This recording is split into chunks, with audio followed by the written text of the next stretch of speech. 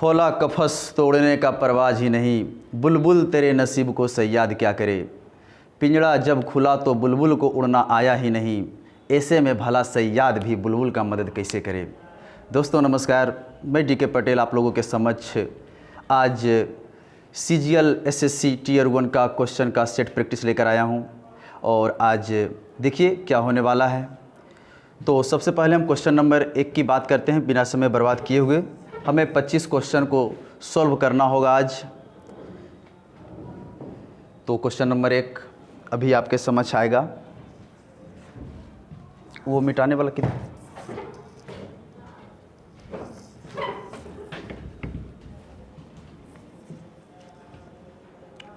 तो हमारा क्वेश्चन आ गया है। डायरेक्शन में मेरा लिखा हुआ है in the following questions some part of the sentences में हैव एरर्स। नीचे कुछ क्वेश्चन दिए गए हैं, उनमें कुछ एरर्स है, कुछ गलती है। Find out which part of the sentence has an error and select the appropriate option. If a sentence is free from error select no error. करा अगर इसमें से कुछ गलती है तो उसको आप चुनिए, और अगर गलती नहीं लगता है कि कोई एरर नहीं है तो आप सीधे ऑप्शन नंबर डी को क्लिक कर लीजिए। तो सबसे पहली बात, अगर हम इस सेंटेंस को देखें तो लिखा हुआ है क्वेश्चन नंबर 1 की हम बात कर रहे हैं कि my sister in law who lives in Kolkata have come to stay with us. इस सेंटेंस में ये गड़बड़ी, पहला गलती तो ये है कि सिस्टर इन लॉज वर्ड हमारे अंग्रेजी में नहीं है। सिस्टर इन लॉज वर्ड हमारे अंग्रेजी में नहीं है। हाँ, वर्ड अगर होता है तो ऐसा होता है सिस्टर इन लॉज, ऐसा वर्ड हो सकता है, लेकिन शर्त है अगर ऐसा वर्ड होगा तो इसके बाद यहाँ पे एक नाउन चाहिए, क्योंकि ये पजेसिव बन जाता है और पजेसिव का मतलब होता है किसी नाउन पे अधिकार दर्शाना। तो हम किस नाउन पे अधिकार अपना दर्शाना चाहते हैं उस नाउन को लिखा जाएगा। तो ऐसा वर्ड होता है, लेकिन ऐसा वर्ड नहीं होता। इसको अगर प्लुरल बनाना हो सिस्टर इन लॉ का तो इसका प्लुरल बनेगा सिस्टर्स इन लॉ, यानी इसका प्लुरल इस तरह से बनेगा। मतलब अगर प्रीपोजिशन के द्वारा कोई नाउन अगर विभक्त हो, कोई कंपाउंड नाउन, तो प्रीपोजिशन के पहले वाले का प्लुरल बनाया जाता है। कभी कभी ऐसा भी आता है कि प्रीपोजिशन के पहले कोई शब्द ही ना हो, तो उस कंडीशन में प्रीपोजिशन के बाद वाले में एस लगाकर प्लुरल बनाया जाता है। जैसे ओन लूकर, तो ओन लूकर के पहले देखिए, ओन के पहले कोई वर्ड नहीं है, कोई शब्द नहीं है, तो लूकर का प्लुरल बनेगा तो हो जाएगा ओन लूकर्स। लेकिन यहाँ पर तो हमारे पास इसके पहले वर्ड है, जब वर्ड है तो हम सिस्टर को प्लुरल बना देंगे तो ये पूरा का प्लुरल बन जाएगा। फादर इन लॉ का प्लुरल क्या हो जाएगा, fathers in law. Mother in law का क्या हो जाएगा, मदर्स इन लॉ। यानी कि प्रीपोजिशन के पहले में एस लगाकर हम इसका प्लुरल बनाते हैं। तो यहाँ से एस को हटा देंगे और हम यहाँ पर अगर एस लगा देंगे तो प्लुरल बन जाएगा, सिस्टर्स इन लॉ, प्लुरल हो गया। लेकिन अब एक और बड़ी बात है कि यहाँ पे हु एक रिलेटिव प्रोनाउन है, इसको हम रिलेटिव प्रोनाउन बोलते हैं, और ये जो है सब्जेक्ट का भी काम कर लेता है और कंजंक्शन का भी काम कर लेता है। इस सेंटेंस में अगर हम देखें तो मेरे पास 2 वर्ब आया हुआ है। एक वर्ब मेरा यहाँ पे V5 है और दूसरा वर्ब यहाँ पे हमारा आया हुआ है। यानी कि इस सेंटेंस में 2 वर्ब आया हुआ है और ये दोनों वर्ब फाइनाइट वर्ब है। अगर एक सेंटेंस में 2 वर्ब आया हो तो उस सेंटेंस में एक कंजंक्शन का होना जरूरी हो जाता है। अगर किसी सेंटेंस में 3 फाइनाइट वर्ब आया हुआ है तो उस सेंटेंस में 2 कंजंक्शन का होना जरूरी हो जाता है। मेरा कहने का सीधा मतलब है कि जितना भी फाइनाइट वर्ब हो उससे एक कम कंजंक्शन चाहिए। अगर एक फाइनाइट वर्ब हो तो कोई कंजंक्शन की जरूरत नहीं है। तो यहाँ पर फाइनाइट वर्ब 2 आया हुआ है, एक हैव कम है, एक लिव्स है, तो एक कंजंक्शन हमको चाहिए। और ये रिलेटिव प्रोनाउन जो है कंजंक्शन का भी काम कर लेता है और ये रिलेटिव प्रोनाउन का भी काम कर लेता है, तो इसको हम कंजंक्शन भी मान लेंगे। और ये जब कंजंक्शन भी हो गया, रिलेटिव प्रोनाउन भी हो गया, तो शर्त है कि रिलेटिव प्रोनाउन सब्जेक्ट का भी यहाँ काम कर रहा है। हु है इसलिए सब्जेक्ट है, और इस हु का जो वर्ब है ये है लिव्स।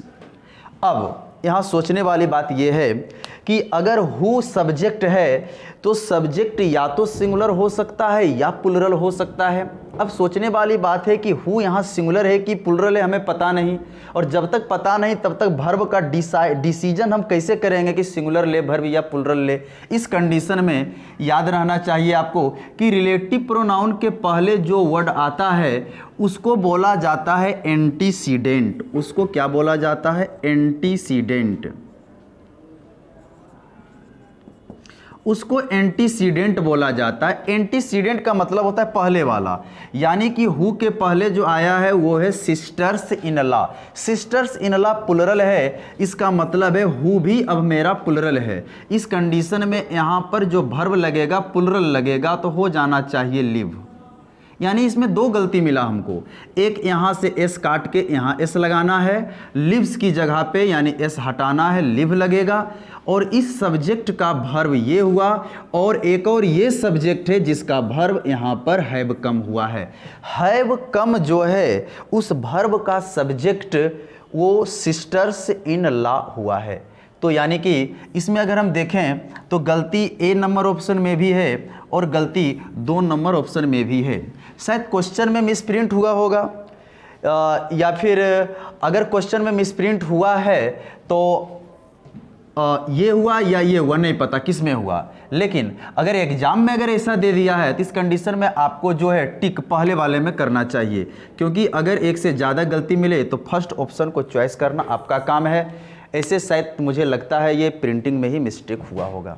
आइए अब देखते हैं नंबर क्वेश्चन 2 की बात करते हैं। 2 नंबर में एक वर्ड मेरे पास है दीज, और दीज जो वर्ड है इसको थोड़ा सा पहचानिए। दीज है, दोज है, दिस है और दैट है। दिस और दैट जो है सिंगुलर होता है, इसके साथ अगर वर्ब लगाना हो तो आप सिंगुलर वर्ब देंगे, सिंगुलर वर्ब। और जब ये इसके बाद डायरेक्ट वर्ब आता है तो इसको बोला जाता है प्रोनाउन, डिमोन्स्ट्रेटिव प्रोनाउन। लेकिन अगर दीज या दोज के साथ वर्ब लगाना हो तो प्लुरल वर्ब लगेगा, और इस कंडीशन में इसको बोला जाता है डिमोन्स्ट्रेटिव प्रोनाउन। अगर ये प्रोनाउन है, लेकिन यहाँ पर अगर हम देखें तो दीज के बाद एक नाउन आया हुआ है काइंड, ये नाउन है। तो ये तो आपको पता होगा कि नाउन के पहले आने वाला जो भी शब्द होता है वो एडजेक्टिव होता है। तो ये एडजेक्टिव है, इसका मतलब ये एडजेक्टिव भी होता है। ये चारों दीज, दोज, दिस, दैट, ये चारों एडजेक्टिव भी है और प्रोनाउन भी है, दोनों है। लेकिन अगर इसके बाद कोई नाउन आता है तो इसको एडजेक्टिव माना जाता है, इसके बाद अगर डायरेक्ट कोई वर्ब आता है तो इसको प्रोनाउन माना जाता है। ये मेरे पास एडजेक्टिव है, अगर ये एडजेक्टिव दीजिए तो इसके साथ नाउन आने वाला जो होगा प्लुरल होगा, तो काइंड नहीं काइंड से होगा। अगर यहाँ पे दिस होता तो काइंड मेरा सही हो जाता, लेकिन अगर दिस काइंड अगर हम करेंगे तो वर्ब को भी तो देखना पड़ेगा। आर लिखा हुआ है, आर से पता चलता है कि सब्जेक्ट मेरा प्लुरल है। प्लुरल है तो इस कंडीशन में काइंड को काइंड्स बना दिया जाएगा, दीज काइंड्स मेरा सही हो जाएगा। तो यानी कि हमारा क्वेश्चन नंबर 2 भी क्या हो गया है, कंप्लीट हो गया है। अब हम क्वेश्चन नंबर 3 की बात करेंगे।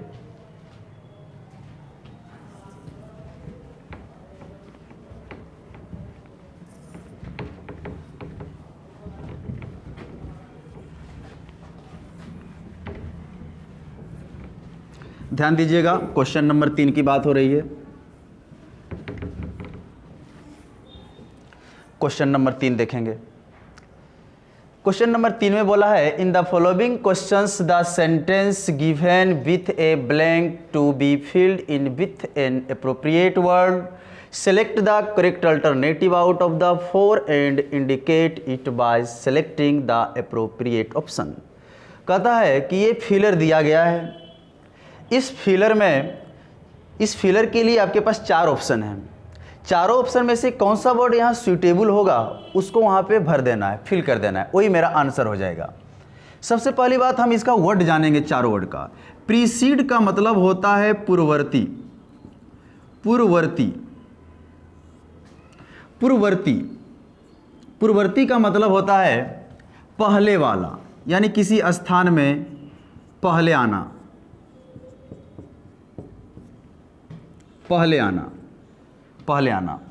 कंसीड का जो मतलब होता है वो होता है स्वीकार करना, स्वीकार करना।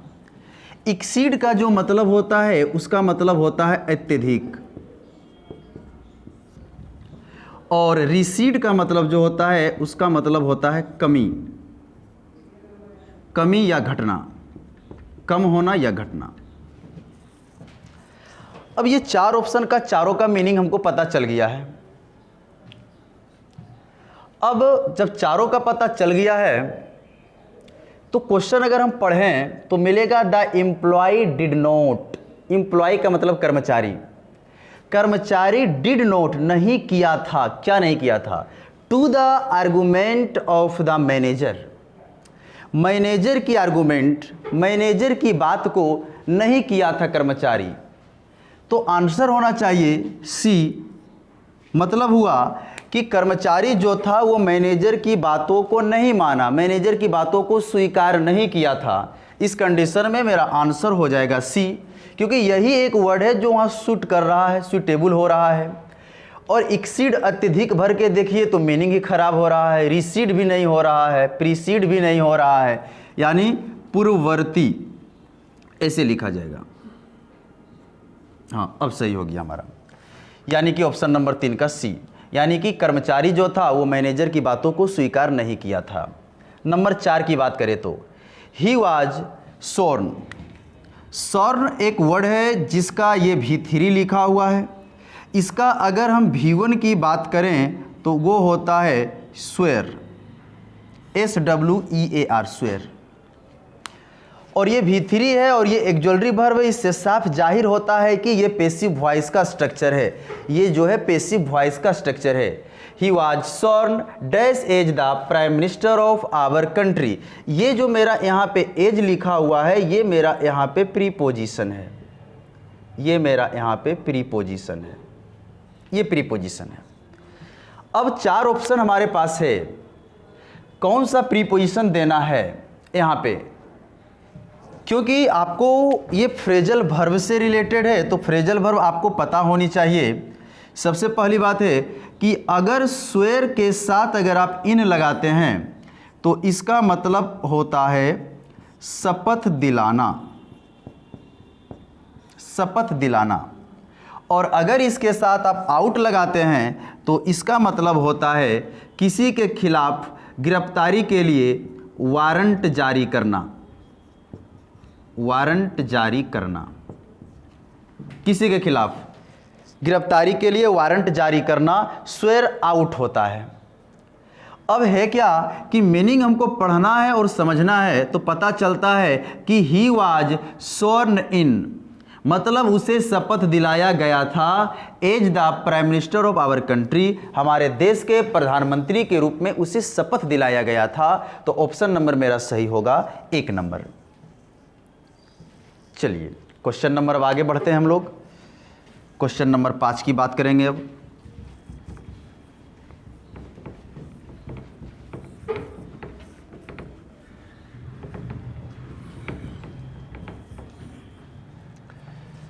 क्वेश्चन नंबर 5 में in the following questions out of the 4 alternative select the word similar in meaning to the word given. Similar meaning पता करना है, समानार्थक शब्द, समान अर्थ वाला। तो कैंटेंकेरस का मतलब जो है वो होता है झगड़ालू, लड़ाकू, झगड़ालू। ह्यूमरस का जो मतलब होता है वो होता है मजाकिया। रिमोर्सफुल का जो मतलब होता है वो होता है पश्चाताप, यानी पछताना। क्वारलसम का जो मतलब होता है ये भी होता है झगड़ालू। डलनेस का मतलब जो होता है वो होता है सुस्त या नीरस। 5 वर्ड इसमें था, 5 वर्ड का मीनिंग हमने कर लिया है। अब हमको अच्छी तरह से पता हो जाना चाहिए कि ऑप्शन कौन सा सही होगा। तो 5 नंबर का ऑप्शन सही जो होगा वो बी नंबर होगा, क्योंकि झगड़ालू का झगड़ालू मेरा सही हो जाएगा। आगे बढ़ते हैं, क्वेश्चन नंबर 6 की बात करते हैं। करेंजियोर का मतलब होता है जानकार, यानी विशेष जानकार हम जिसको बोलते हैं। कोई भी चीज को परख लेने वाला, पारखी भी बोला जाता है। जानकार यानी विशेष जानकार, विशेष जानकार। और डिसीसिव का मतलब होता है निर्णायक। डिसर्निंग जज यानी डिसर्निंग का मतलब ही होता है विवेकशील यानी बुद्धिमान जज। अनसिविलाइज्ड का मतलब होता है असभ्य,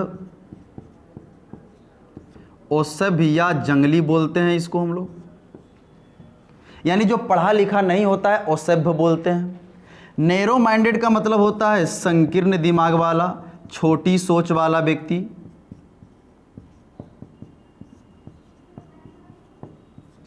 संकीर्ण दिमाग वाला या छोटी सोच वाला व्यक्ति। तो हमारा अब इसमें आंसर पता करना है, विशेष जानकार का कौन सा, ये चारों वर्ड में से कौन सा वर्ड होना चाहिए मेरा। तो ऑप्शन होगा सही सी नंबर। फिर आगे बढ़ते हैं अब हम लोग।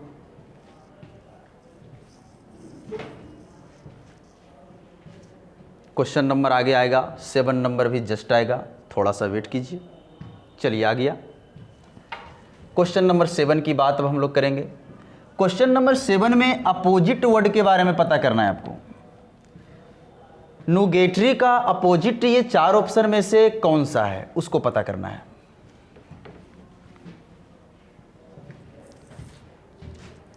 नुगेटरी का मतलब होता है तुच्छ या बेकार।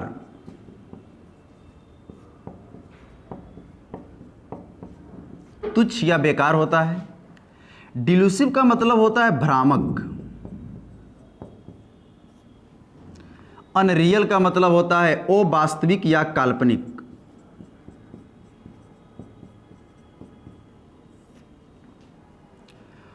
और फ्यूटाइल का मतलब होता है तुच्छ या बेकार।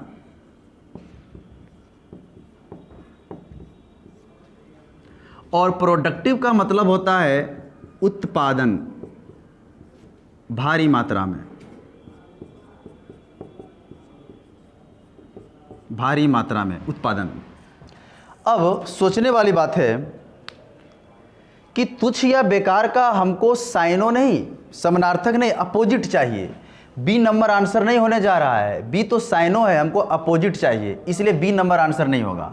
तुच्छ या बेकार का कुछ तो होना चाहिए, यानी उत्पादन भारी मात्रा में, उत्पादक, तो हमारा डी नंबर वाला सही होगा आंसर। नाइव का मतलब होता है भोला भाला सीधा साधा। भोला भाला या सीधा साधा।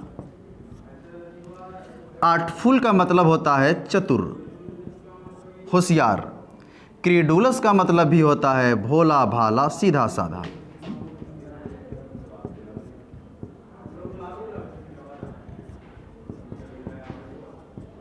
भोला भाला सीधा साधा। कैंडिड का मतलब होता है स्पष्ट।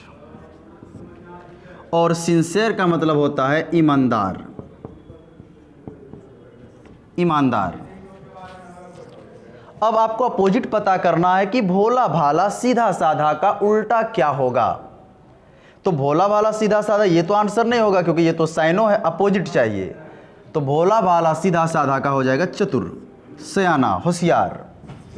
तो ऑप्शन नंबर मेरा सही हो गया 8 का 1। फिर अब हम अगले क्वेश्चन पर आगे बढ़ते हैं। अगले क्वेश्चन की अगर हम बात करें तो मेली माउथड।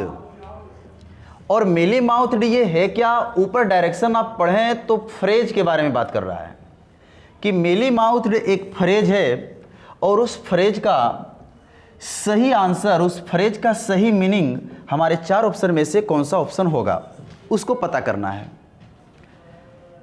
दूसरी बात, ये फ्रेज होता क्या है, यह है मुहावरा। मुहावरा का मतलब होता है बात को घुमाकर कहना, बात को उलट पुलट कर बोलना। जैसे मेरा एक दोस्त कहा था कि सबका नौकरी हो गया, हम लोग को क्या करना है। हम बोले क्या करना है, बोला एक दिन मेरा भी सुबह आएगा। एक दिन मेरा भी सुबह आएगा कहने का मतलब था एक दिन मुझे भी सफलता मिलेगी। अब बच्चा इसको रट रहा है, एक दिन सुबह आएगा बराबर एक दिन सफलता मिलेगी। एक फिल्म में, अमिताभ बच्चन की एक फिल्म में दिखाया गया है, अमिताभ बच्चन चोरी की गाड़ी लेके जाता है अपने दोस्त के साथ और अमिताभ बच्चन उसमें कहता है कि क्या गाड़ी है, हवा से बातें कर रहा है। हवा से बातें कर रहा है। तो उसका दोस्त कहता है भाई क्या बोल रहे हो, गाड़ी हवा से बात कैसे कर सकता है। अमिताभ बच्चन उसको समझाते हुए कहता है कि हवा से बातें करना मुहावरा है, मतलब बात को घुमा के बोलना, प्रभावशाली ढंग से बोलना कि गाड़ी इतनी रफ्तार चल रही है कि बहुत तेजी रफ्तार चल रही है। उसका कहने का यही अभिप्राय था कि गाड़ी बहुत तेज गति से चल रही है, उसी को उसने बोल दिया कि गाड़ी जो है हवा से बातें कर रही है। तो मुहावरा का मतलब बातें को घुमा कर कहना। मीली माउथड का मतलब होता है कम बोलने वाला व्यक्ति,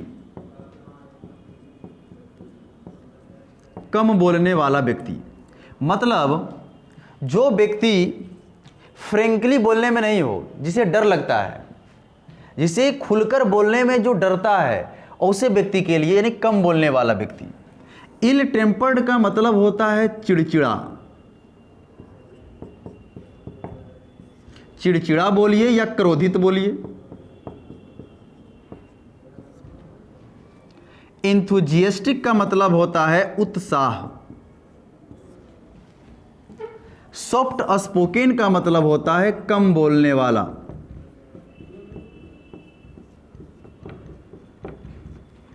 और डिप्रेस्ड का मतलब होता है उदास या निराश, उदास या निराश। तो आंसर कितना हो जाएगा, कम बोलने वाले का कम बोलने वाला, option number B. By fits and starts, फिर एक फ्रेज आया है। बाय फिट्स एंड स्टार्ट का मतलब होता है अनियमित, अनियमित, कभी कभार यानी कभी कभी। टोटली का मतलब होता है पूरा, और फाइनली का मतलब होता है आखिरकार। अब सवाल है कि ओकेजनली का मतलब भी कभी कभी, कभी कभी, और इरेगुलरली का मतलब भी अनियमित या कभी कभी।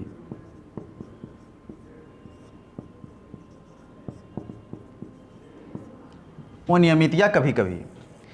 अब सवाल है कि ऐसे 10 नंबर क्वेश्चन को आप देखिए तो बी नंबर ऑप्शन और सी नंबर ऑप्शन, फाइनली और टोटली, तो आंसर कभी नहीं हो सकता है। आंसर या तो ए होगा, या तो डी होगा, या तो ओकेजनली होगा, या तो इरेगुलरली होगा।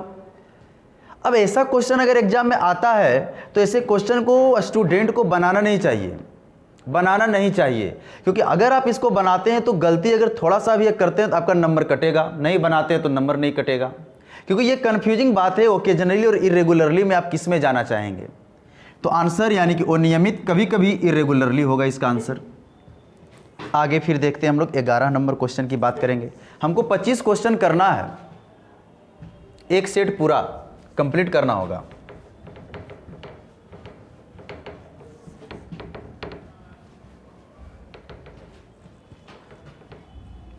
आगे देखते हैं क्वेश्चन क्या आया है। सेंटेंस इंप्रूवमेंट करना है, ब्रैकेट में कुछ वर्ड है, उस सारे वर्ड गलत है या सही है उसको ठीक करना है, ग्रामेटिकली हमको करेक्ट करना है। I had not only helped her by giving hints but also with providing him links।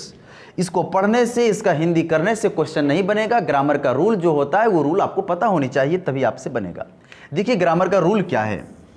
हमने लिखा नॉट ओनली बट आल्सो, फिर हमने लिखा नाइदर नोर, फिर हमने लिखा आइदर और। सोचने वाली बात है, इसका रूल आपको पता होनी चाहिए। इसका रूल ये है कि अगर ये बाद वाले वर्ड को देखिए, बाद वाले बट आल्सो के बाद जो पार्ट्स ऑफ स्पीच यहाँ पे आएगा, नोर के बाद जो पार्ट्स ऑफ स्पीच यहाँ पे आएगा, और के बाद जो पार्ट्स ऑफ स्पीच यहाँ पे आएगा, वही पार्ट्स ऑफ स्पीच इन तीनों के पहले भी यहाँ पे आना चाहिए। तीनों के साथ एक ही रूल है।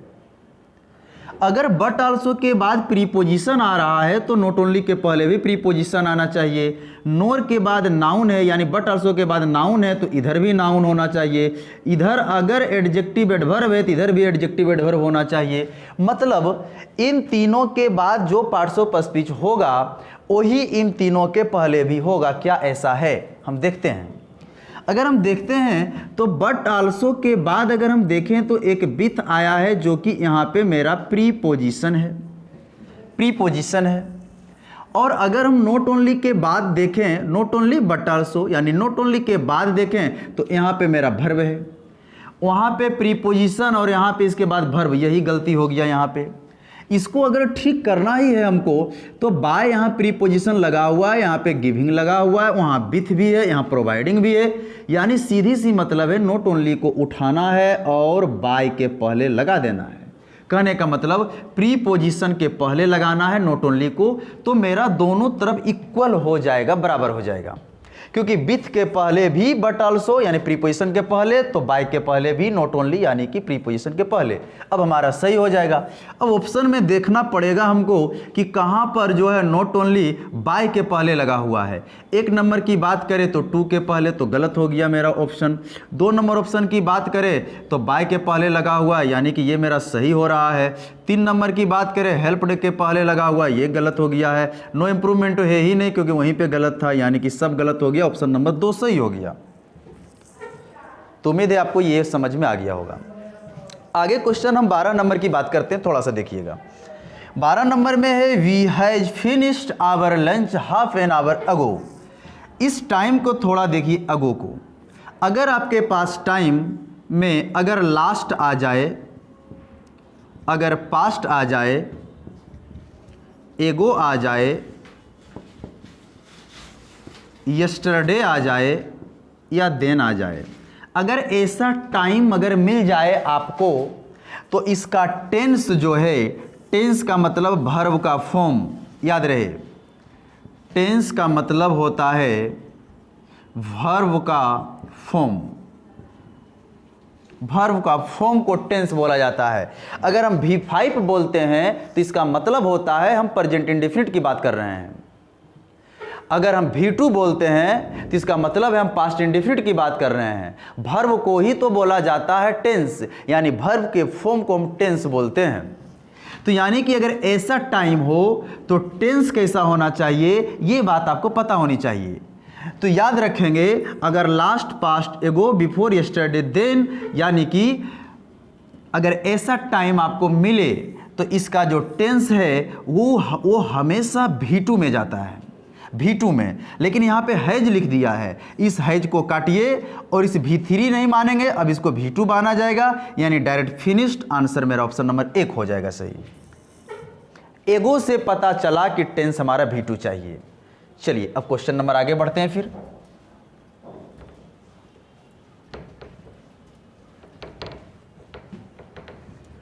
क्वेश्चन नंबर आ गया हमारा 1 वर्ड सब्स्टिट्यूशन है। 2 क्वेश्चन है मेरे पास, इन दोनों क्वेश्चन को भी करते हैं।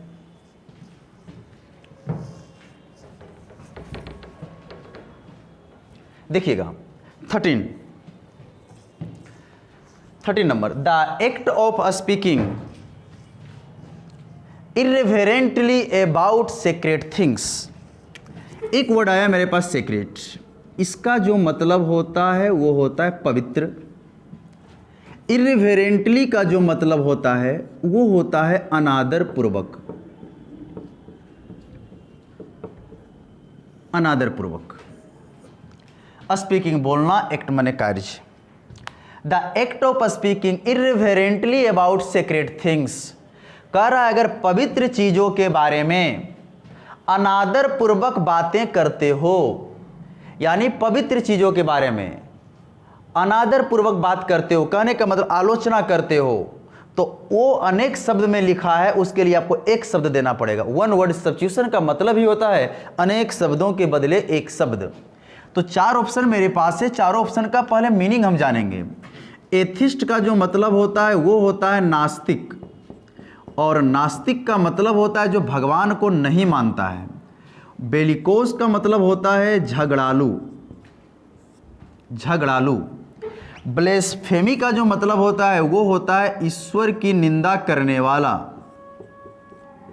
ईश्वर की निंदा करने वाला या ईश्वर की निंदा करना। और डिफेक्शन का मतलब होता है दल बदलू, दल बदलू का मतलब एक दल, एक पार्टी को छोड़कर दूसरे में चले जाना, डिफेक्शन। अब है क्या कि अब ऐसा वाला मीनिंग आपको खोजना पड़ेगा कि जो अच्छी चीज़ों के बारे में, पवित्र चीज़ों के बारे में, भगवान के बारे में अनादर पूर्वक बात करता है, आलोचना की बात करता है, निंदा की बात करता है, तो ऑप्शन नंबर बी मेरा सही हो जाएगा। आगे option number 14, a person who talks too much of himself, एक व्यक्ति, हु का मतलब जो बात करता है, टू मच बहुत अधिक, ऑफ हिमसेल्फ खुद के बारे में। एक व्यक्ति जो खुद के बारे में बहुत अधिक बात करता है उसको बोला जाता है ईगोटिस्ट, यानी जो खुद के बारे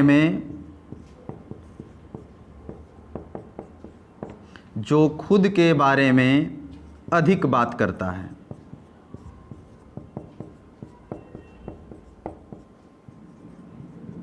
जो खुद के बारे में अधिक बात करता है ईगोटिस्ट कहलाता है। एलिट का मतलब होता है अभिजात वर्ग, अभिजात वर्ग का मतलब होता है धनी वर्ग, और ईगोइस्ट का मतलब होता है अहंकारी व्यक्ति, घमंडी व्यक्ति। अहंकारी व्यक्ति या घमंडी व्यक्ति। इमेटिक का मतलब होता है उल्टी करना, यानी वोमिटिंग करना। तो ये हमारा हो गया कंप्लीट, यानी कि 14 नंबर हमारा कंप्लीट। अब हम देखते हैं कि 15 नंबर में क्या क्वेश्चन आता है। 15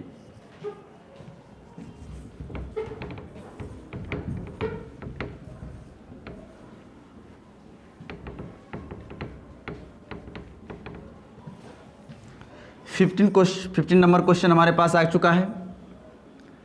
15 नंबर की अगर हम बात करें तो इसमें दिया हुआ चारों ऑप्शन में अलग अलग मीनिंग लिखा हुआ है, और इसमें कह रहा है सेलेक्ट द इनकरेक्टली स्पेल्ड। कौन सा मीनिंग में स्पेलिंग गलती लिखा हुआ है उसको हमको सेलेक्ट करना है। इंटरप्रेनर जो है सही लिखा हुआ है, जिसका मतलब होता है व्यवसायी या उद्यमी, यानी कि ये वाला मेरा सही है, ये आंसर नहीं होगा, गलत वाला आंसर होगा। अप्रेंटिस हमारा सही है, जिसका मतलब होता है प्रशिक्षु, यानी अप्रेंटिस का नाम सुने होंगे जब कोई ट्रेनिंग में रहता है, और ट्रेनिंग में वो काम करते करते जब पूरा सीख जाता है तो वो अप्रेंटिस से आगे निकल जाता है। अप्रेंटिस का मतलब जो किसी के साथ रहकर कोई काम सीखता है।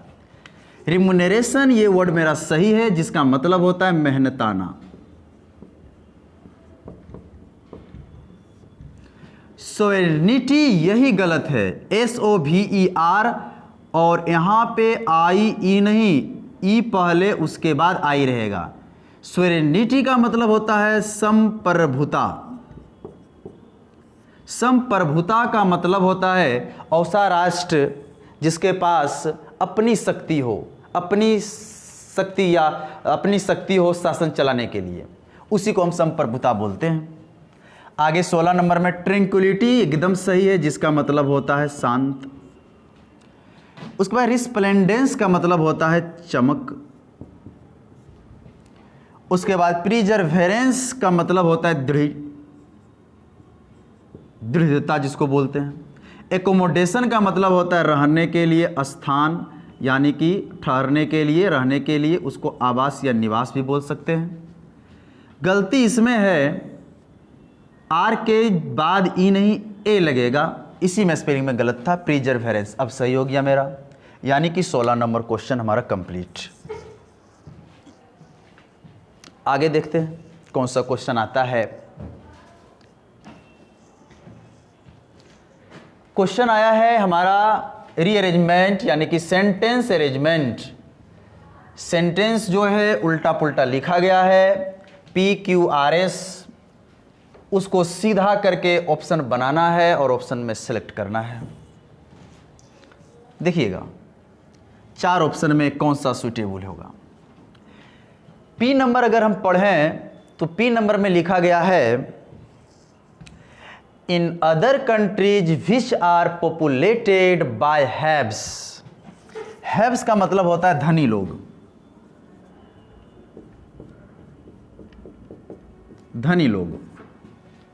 कह रहा है कि इन अदर कंट्रीज, बहुत सारे देशों में, which are populated by haves, धनी लोग रहे, और कह रहा है frustration is among them also because they do haves.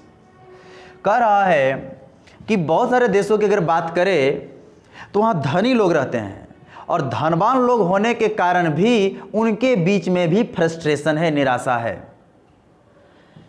एक वर्ड को आप टारगेट कीजिए थोड़ा सा, आल्सो को।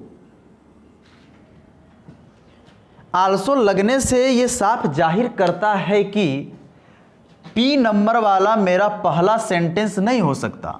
पी से यह स्टार्ट किया है, सी नंबर ऑप्शन कभी नहीं। पी से मेरा सेंटेंस कभी स्टार्ट हो ही नहीं सकता, क्योंकि आल्सो लिखा है, आल्सो का मतलब भी। अगर मैं आपसे कहूं कि आप भी अच्छे हैं, इसका मतलब है कि पहले कोई और अच्छा रहा होगा, इसके पहले कोई सेंटेंस है। अगर हम बोलेंगे राम अच्छा है और आप भी अच्छे हैं, अब सही हुआ, इसके पहले राम अच्छा था। अगर इसमें भी निराशा है, धनी लोग होने के कारण उसमें भी निराशा है, इसका मतलब इसके पहले किसी और में निराशा रही होगी, यानी कि पी नंबर मेरा सही नहीं पहला होगा, क्योंकि आल्सो के कारण पता चलता है आल्सो से पहले कोई एक सेंटेंस रहा होगा। क्यू नंबर अगर हम पढ़ें तो इन सम कंट्रीज, फिर कह रहा है कुछ देशों में फ्रस्ट्रेशन एग्जिस्ट, फ्रस्ट्रेशन जो है एग्जिस्ट करता है, because these countries are populated by have nots. Have nots का मतलब होता है गरीब लोग, गरीब लोग। कह रहा है कि कुछ देशों में गरीब लोग रहते हैं जिसके कारण फ्रस्ट्रेशन है, यानी कि गरीब लोग है तो फ्रस्ट्रेशन है, तो कह रहा है कि धनी लोग है उसमें भी फ्रस्ट्रेशन है। इससे साफ जाहिर होता है कि गरीब लोग में फ्रस्ट्रेशन है, उसके बाद धनी लोगों में भी फ्रस्ट्रेशन है, यानी कि सीधा मतलब है कि पी नहीं पहले, यानी पहले क्यू तब पी होगा। यानी कि पी जो आल्सो बोला, आल्सो के पहले एक सेंटेंस चाहिए था हमें, और वो सेंटेंस क्यू वाला है। इसका मतलब हुआ है क्यू पहले रहेगा और पी इसके बाद रहेगा। क्यू पी का ऑप्शन अगर हम खोजें तो कहीं नहीं मिलने वाला। क्यू पी साथ नहीं है, क्यू पी यहाँ पे साथ है, यही वाला मेरा आंसर होगा, एक नंबर। फिर आगे लिखा है आर में, frustration is a global cancer, frustration एक वैश्विक कैंसर है। आगे लिखा है it has spared no country, कोई भी देश इससे बचा नहीं है, कोई भी देश इससे खाली नहीं है, सब देश में फ्रस्ट्रेशन है। ये जो इट आया है वो फ्रस्ट्रेशन के लिए आया है, कहने का मतलब frustration has spared no country, कोई भी देश नहीं बचा है फ्रस्ट्रेशन से, सब में फ्रस्ट्रेशन है, यानी कि ऑप्शन नंबर 1 सही हो गया है। तो हमें इस तरह के सेंटेंस अरेंजमेंट को थोड़ा पढ़ना पड़ता है, समझना पड़ता है मीनिंग को, उसके बाद हमें डिसाइड करना पड़ता है। आगे 18 नंबर में देखते हैं, the real purpose underlying this maxim lies in its utility in the worldly sense. ये पहला सेंटेंस नहीं हो सकता। पहला सेंटेंस जो है पी से स्टार्ट नहीं हो सकता, पी से स्टार्ट ये वाला है, ये गलत, ये कभी नहीं होगा। 1 नंबर, पी से स्टार्ट अब कहीं नहीं है, इसलिए पी से स्टार्ट ये पहले नहीं हो सकता, क्योंकि एक वर्ड यहाँ पे आया है दिस मैक्सिम, और मैक्सिम का मतलब होता है कहावत। कहता है यह कहावत, रियल पर्पस कहता है वास्तविक उद्देश्य जाहिर करता है। क्या कहावत? यह कहावत। कौन सी कहावत? ये दिस जो है आया है किसके बदले में आया है? कौन सी कहावत के बदले में आया है? उस दिस के बारे में पहले हमको पता करना पड़ेगा, वो नाउन को पता करना पड़ेगा कि दिस कौन है। अगर हम दिस के बारे में पता करेंगे तो कहाँ से मिलेगा पता नहीं, तो क्यों पढ़ते हैं हम। लिखा है he has within him a spirit which is ever exhortation him to cut down his needs. इस वर्ड को ध्यान दीजिए आप, to cut down his needs. Needs माने जरूरत, हिज माने अपना। अपने जरूरत को कट डाउन करो, अपने जरूरत को कम करो। एंड और लर्न टू बी हैप्पी, और खुश रहना सीखो with what he has. What का मतलब यहाँ जो कुछ भी तुम्हारे पास है, जो कुछ भी तुम्हारे पास है उसी में खुश रहना सीखो, और अपनी ज़रूरत अगर आपको बढ़ता है तो उस ज़रूरत को आप कम कीजिए। यही कहावत है, यही कहावत है कि अपने ज़रूरत को कम करो और खुश रहना सीखो जो कुछ भी आपके पास है। यानी ये दिस जो है इस कहावत का है, यानी कि यह कहावत यहाँ पे आ रहा है, दिस दिस दिस लिख दिया है। वो चाहता था इस कहावत को लिख सकता था वहाँ पे, लेकिन नहीं लिखा, क्योंकि डबल बार क्यों लिखे जब हमारे मदद करने के लिए हमारा डिटरमाइनर है दिस। तो क्लियर है? तो यानी कि इससे साफ जाहिर होता है कि क्यू के बाद ही पी होगा, पी पहले नहीं हो सकता, तो क्यू के बाद पी होगा। दूसरी बात, यहाँ पे एक प्रोनाउन ही आया है, पता करना पड़ेगा ही ये कौन है, वो नाउन कहाँ गया इसका। पहले नाउन आएगा तो पता चलेगा ये मेन है। इससे पता चलता है कि आर को अब क्यू के पहले होना पड़ेगा मेन, और इस मेन के लिए ही, और इसी में एक वर्ड आया कहावत, और कहावत के लिए दिस, सब लिंक है एक दूसरे से। और फिर आगे देखेंगे तो हमको मिलेगा यहाँ पे it. It tells us to be up, यह हमें बताता है अप, आगे बढ़ो, एंड डूइंग, और काम करो। Not to be passive in our attitude to life, passive, और कहता है निष्क्रिय मत हो जाना अपने जीवन में, अपने जीवन की प्रवृत्ति को खत्म मत कर लेना, निष्क्रिय मत हो जाना, शांत मत हो जाना, आगे बढ़ते रहो। कौन बताता है हमें? इट बताता है। भाई इट क्या है? इट वही कहावत है, कहावत के लिए इट आया है, ये कहावत हमको बताता है ये बात। तो इट को अब किस कहाँ रहना पड़ेगा? लास्ट में रहना पड़ेगा, यानी कि आर। आर यानी कि क्या हो गया? एस है, तो एस हो जाएगा यहाँ पे R Q P S, R Q P S, C number वाला मेरा आंसर सही हो जाएगा।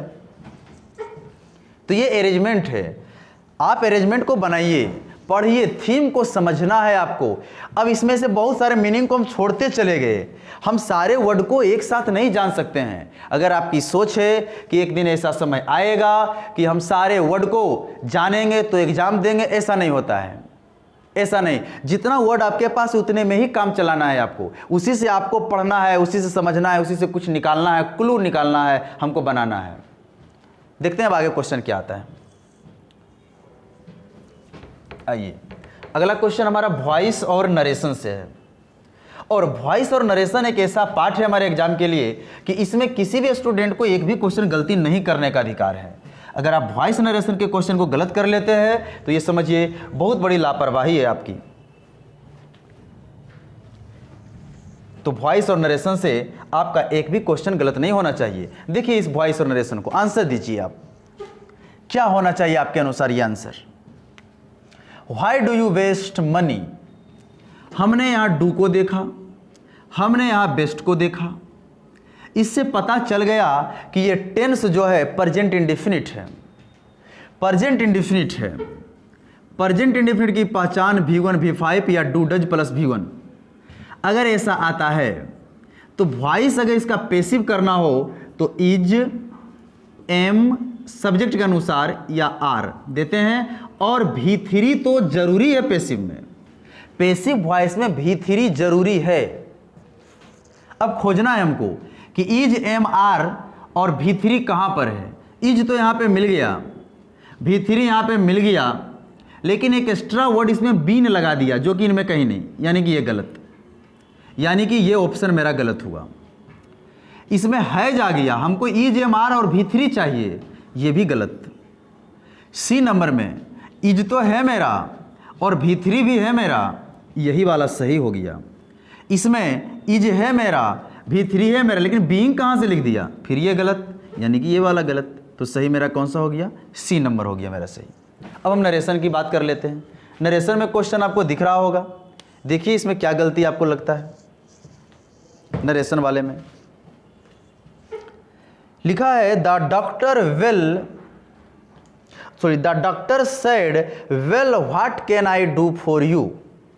याद रहे आपको, ये शायद वेल आपको डिस्टर्ब कर रहा होगा, वेल वर्ड जो है वो आपको डिस्टर्ब कर रहा होगा। इस वेल को आप हटा दीजिए, उसके बाद आप नरेशन बनाइए, क्योंकि कभी कभी इन्वर्टेड कोमा के अंदर में well, so, okay you know और यू सी, ये सब हमें उलझाने के लिए, हमें परेशान करने के लिए इनवर्टेड कोमा के अंदर ये ऐसे करके लिखा जाता है, जो कि इसमें इसका कोई विशेष महत्व नहीं होता, इसका कोई विशेष इंपॉर्टेंस इसमें नहीं है, इसका कोई विशेष मीनिंग नहीं है। और इसको अब हटाइए और उसके बाद नरेशन कीजिए। अगर हम नरेशन करेंगे तो WH वर्ड से स्टार्ट है, ये हमारा RS reporting speech WH word से स्टार्ट है। इस कंडीशन में हम पढ़े होंगे सेड या सेड टू को हम आस्क्ड में बदल देते हैं। तो आस्क्ड में अगर हम बदलना हो तो हमें मिलेगा यहाँ आस्क्ड, लेकिन ये गलती है ऑप्शन, इसलिए ये गलत हो गया मेरा, क्योंकि आगे यहाँ पे कुड नोट लगाया है, जो कि हमारे सेंटेंस में, यानी कि इस सेंटेंस में मेरा नोट नहीं लगा हुआ है। तो फिर यहाँ नोट क्यों लगाया, इस कारण से ये गलत हो गया। बी नंबर वाला इसलिए गलत है क्योंकि सैड और दैट कर दिया है, जबकि WH वर्ड खुद कंजंक्शन बनता है आकर, इसलिए बी नंबर गलत हो गया। और ये वाला इसलिए गलत हो गया क्योंकि वंडर्ड लिख दिया है, इसलिए गलत हो गया। हमें आस्क्ड वाला चाहिए। अब कोई ऑप्शन नहीं तो ये सही। अब बोलोगे कि सर वांटेड टू नो कहाँ से आ गया ये वाला पार्ट, ऐसा तो नहीं पढ़े हैं। मेरा ये कहना है अगर वहाँ पे आस्क्ड ही रहता, ये आस्क्ड या फिर ये wanted to know, wanted to know, asked बराबर वांटेड टू नो, दोनों एक ही बात है। वांटेड टू नो जानना चाहा, और आस्क्ड का मतलब होता है पूछना। क्यों पूछा, क्योंकि उसके पास नॉलेज नहीं है। तो जानना चाहा या पूछना दोनों एक ही बात है, इसीलिए वो ऑप्शन नंबर 1 को इस तरह से लिखा है ताकि आप उलझन में फंसें और गलती कर दें। तो यानी elimination is the best thing, यानी कि सबसे अच्छी चीज़ जो है एलिमिनेशन है। आप ऑप्शन को छाटिए और जो बचता है उसको आप अप्लाई कीजिए, वही हमारा आंसर होगा। ऑप्शन को हटाना सीखिए, सबसे बड़ी बात। चलिए हमारा 20 क्वेश्चन जो है कंप्लीट हो गया है। अब आगे बढ़ते हैं। अब ये हमारा जो आने वाला है क्वेश्चन वो है पैसेज केयरफुली रीड, यानी क्लोज टेस्ट का क्वेश्चन आएगा हमारे पास। क्लोज टेस्ट, हम क्लोज टेस्ट की बात करेंगे।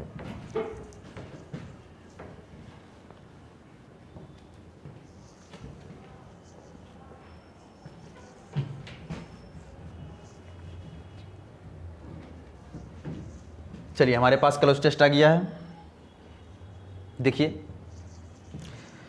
बहुत अच्छा है। क्लोज टेस्ट क्वेश्चन है हमारे पास।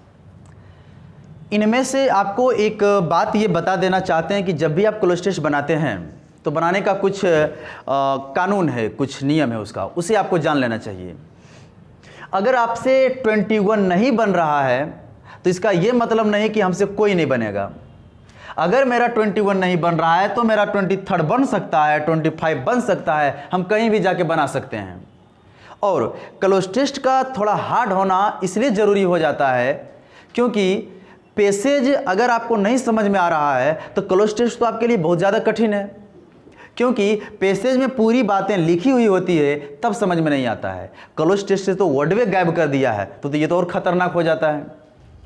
देखिए अगर ग्रामर वाला हो तब तो आसान थोड़ा हो जाता है, अगर नॉलेज हो तो बनेगा, नहीं तो नहीं बनेगा। लेकिन मीनिंग वाला हो तो इसमें तो आसान ही माना जाएगा, क्योंकि अगर वर्ड पता है थोड़ा सा तो उसको हम कर लेते हैं अपने अंडरस्टैंडिंग से, अपने दिमाग से। और इनमें से अगर देखें तो ऑप्शन में एक भी प्रीपोजिशन कहीं नहीं आया हुआ है, एक भी एडवर्ब नहीं आया हुआ है। इस तरह ग्रामेटिकली फिक्स नहीं है, यहाँ पे ग्रामर यहाँ नहीं दिया हुआ है, वर्ड है, सब वर्ड है। अब वर्ड बेसिस पे हमको भरना है। तो देखिए हम 21 से स्टार्ट करते हैं, देखिएगा, ध्यान दीजिएगा क्लोज टेस्ट पे। द वर्ल्ड हैज सीन, यानी has plus V3 present perfect. The world has seen A dash growth in several spheres, full stop.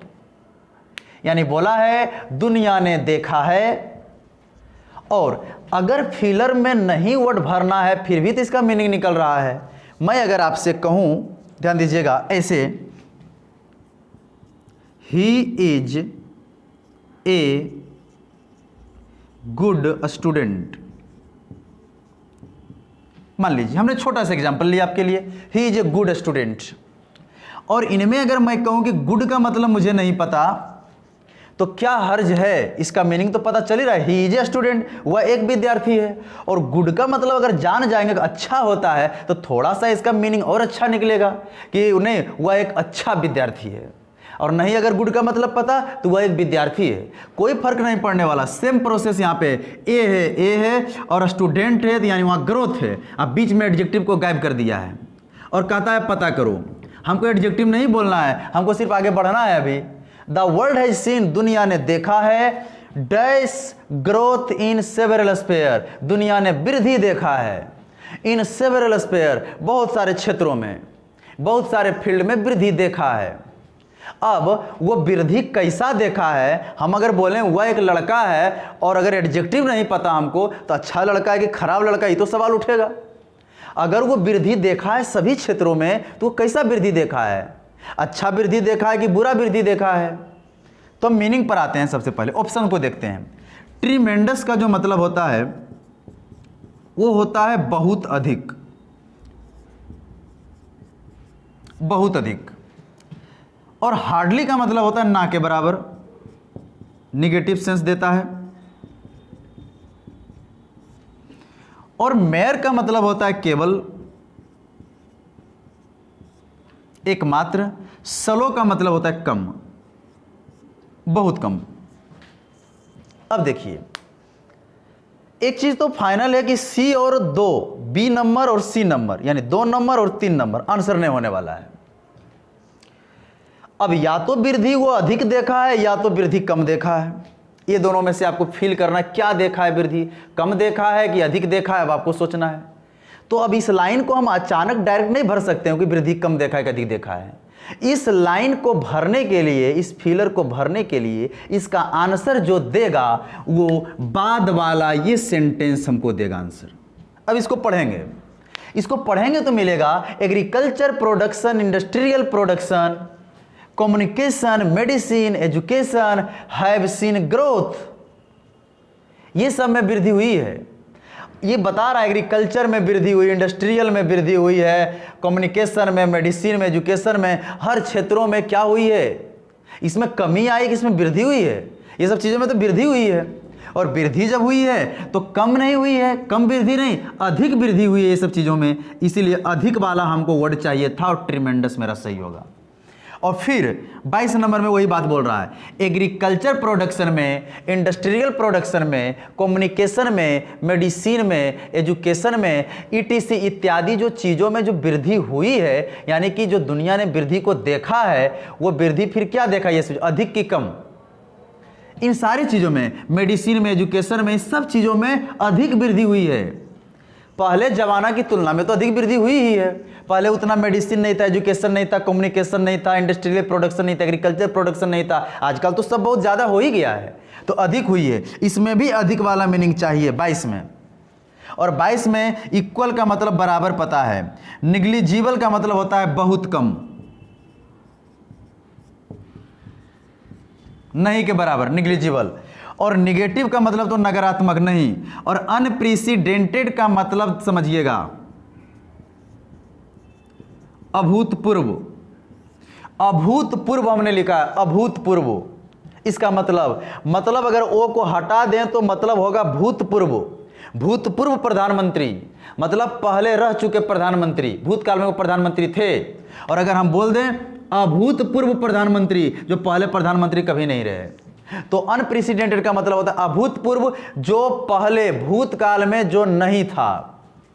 यानी कि मेडिसिन, एजुकेशन, जो भी है, एग्रीकल्चर प्रोडक्शन, इंडस्ट्रियल प्रोडक्शन, इन सब चीज़ें जो है भूतकाल में उतना नहीं था जितना अब वृद्धि कर लिया है। यानी कि बहुत अधिक वृद्धि हुआ है, वो अनप्रेसिडेंटेड वृद्धि हुआ है, जो पहले ऐसा वृद्धि कभी नहीं हुआ था वो आज हुआ है। तो बी नंबर यहाँ पर भी क्लियर। अब आगे देखिएगा 23 में बोला है यहाँ से वी कैन सेफली। मैं आपसे एक बात कहना चाहता हूँ, अगर ये एक्जुअलरी वर्ब यहाँ पे कैन आया है और एज्यूम यहाँ पे अगर V1 आया है, तो एक्जुअलरी वर्ब मेन वर्ब के बीच में कौन आ सकता है? पार्ट्स ऑफ स्पीच, वो केवल और केवल एडवर्ब ही आ सकता है, ये एडवर्ब है। अगर इस एडवर्ब का मीनिंग हमें नहीं पता तो हमें डिक्शनरी पलटने की कोई ज़रूरत नहीं। अगर मीनिंग जानेंगे तो थोड़ा सा अच्छा सेंटेंस पढ़ लेंगे, और नहीं पता फिर भी पढ़ लेंगे तो क्या दिक्कत है उसमें, फिर भी पढ़ा जा सकता है। इससे हमको कोई फर्क नहीं पड़ने वाला। तो we can assume, assume assumption से बना है। एज्यूम मतलब अनुमान लगाना, वर्ब है। हम लोग अनुमान लगा सकते हैं कि the future is not as once appear to be. हम लोग यह अनुमान लगा सकते हैं कि फ्यूचर, एज का प्रयोग कब करते हैं? तुलना करने के लिए, समानता दर्शाने के लिए। हम लोग ये अनुमान लगा सकते हैं कि फ्यूचर उतना नहीं है जितना हमने महसूस किया था, जितना हमने सोचा था। वंस जब आया भाई तो अपीयर यानी अपीयर्ड आया V2। वंस जब आता है पास्ट की ही बात करता है। वंस आता है तो पास्ट की बात करता है। तो कहता है हम लोग अनुमान नहीं लगा सकते कि फ्यूचर उतना नहीं है जितना हमने महसूस किया था, जितना हमने सोचा था। उतना क्या नहीं है? क्या उतना अच्छा नहीं है? अच्छा नहीं है फ्यूचर जितना हमने सोचा था? क्या सोचे थे आप? ये सब चीजें प्रोडक्शन, इंडस्ट्रियल प्रोडक्शन में, मेडिसिन में, एजुकेशन में वृद्धि हुई है तो फ्यूचर तो अच्छा होना चाहिए। और अगर गुड भर रहे हैं तो आप तो निगेटिव बना रहे हैं सेंटेंस को। अच्छा नहीं है, होना चाहिए अच्छा है। और अच्छा है जितना हमने फ्यूचर के बारे में उतना नहीं सोचा था जितना महसूस किया हमने। यानी कि अब देखिए गुड नहीं होगा। और स्ट्रोंग होगा क्या? फ्यूचर स्ट्रोंग नहीं। हाई ऊंचा क्या? नहीं। ये तो एलिमिनेशन से बन रहा है मेरा। ब्लिक, और ब्लिक का मतलब नहीं भी जानते फिर भी सही बन रहा है। एलिमिनेशन कर लिया हमने, सारे ऑप्शन को हमने छांट दिया, सारे ऑप्शन को हमने हटा दिया। और ये जो ब्लिक है जिसका मतलब होता है निराशाजनक, निराशाजनक कह रहा है हम लोग अनुमान लगा सकते हैं कि फ्यूचर उतना निराशाजनक, उतना खराब नहीं है जितना हमने सोचा था। हमने तो सोचा था कि बड़ा खराब है फ्यूचर, लेकिन नहीं, फ्यूचर नहीं खराब नहीं हुआ। क्यों खराब नहीं हुआ? क्योंकि education, industrial production, agriculture production, communication, education, सब चीज़ क्या हुआ है? वृद्धि हुआ है। इसलिए फ्यूचर हमारा ब्राइट हो गया है। क्लियर है? तो यानी कि ऑप्शन सही सी नंबर। आगे 24। अब देखिए, we are not by vision of hungry hordes overwhelming world food resources. मारो गोली, ऑल दो मारो गोली। इसको देखो, इट इज, उसके बाद यहां से देखो मैनी पीपुल, बहुत सारे लोग, स्पेशली को हटाओ, बेकार का फालतू। जितना जानते हैं हमको उतना ही काम करना है। एग्जाम में आपको हर वर्ड का मीनिंग पता नहीं होगा। आपको आपके लेवल की बात करके हम आपको ये सिखाना चाहते हैं कि बनाया कैसे जाता है क्लोज टेस्ट। बस जितना वर्ड आप जानते हैं उसी में से आपको काम चलाना है। यही सबसे बड़ी चीज़ है। एग्जाम देने जाइएगा वहाँ आपके साथ ये समस्या आएगी। पहले से हैबिट बना लीजिए कि जितना वर्ड है हमारे पास उतना ही वर्ड में हमें बनाना होगा। बहुत सारे लोग इन द डेवलपिंग कंट्रीज, विकासशील देशों में, विकासशील देशों में, जो देश में विकास कर रहा है, और उसे देशों में बहुत सारे लोग आर हंग्री, क्या हैं? भूखे हैं। इलिटरेट, नहीं पता छोड़ दो, अब पता है तो बोलो। इलिटरेट, अशिक्षित है, और डैश टू डिजीज, और बीमारी से क्या है? 25 में बीमारी से क्या है? विकासशील देशों में बहुत सारे लोग भूखे हैं, अशिक्षित हैं, और क्या है? बीमारी से ग्रसित हैं। अब ग्रसित वाला मीनिंग भर देना है, काम खत्म मेरा।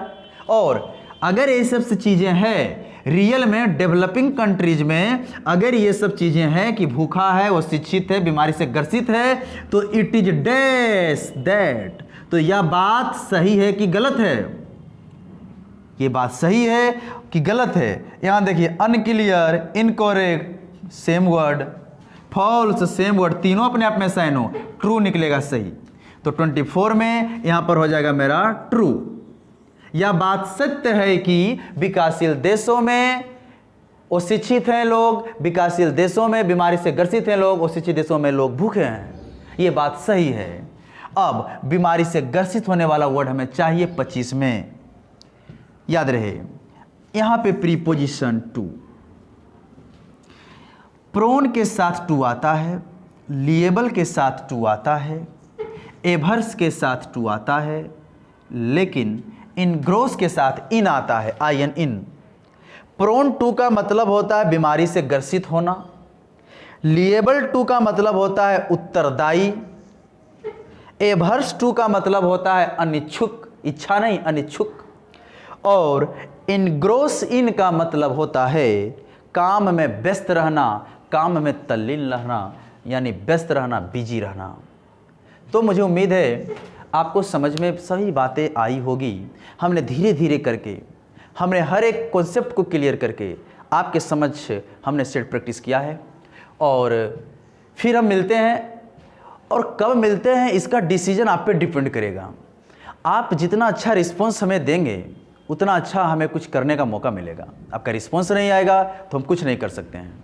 अगर आपका रिस्पॉन्स और वो रिस्पॉन्स आपका कमेंट बताएगा, आप अपने कमेंट में जैसे चाहते हैं, जो शिक्षा पद्धति आप चाहते हैं कि नहीं सर हमें ऐसे समझ में नहीं आता है, ये कर दीजिए, ये कर दीजिए, तो जो भी आप कहेंगे उसके अनुसार हम जरूर आपकी सेवा के लिए तत्पर रहेंगे। तो आज फिलहाल यहीं पे जय हिंद, जय भारत।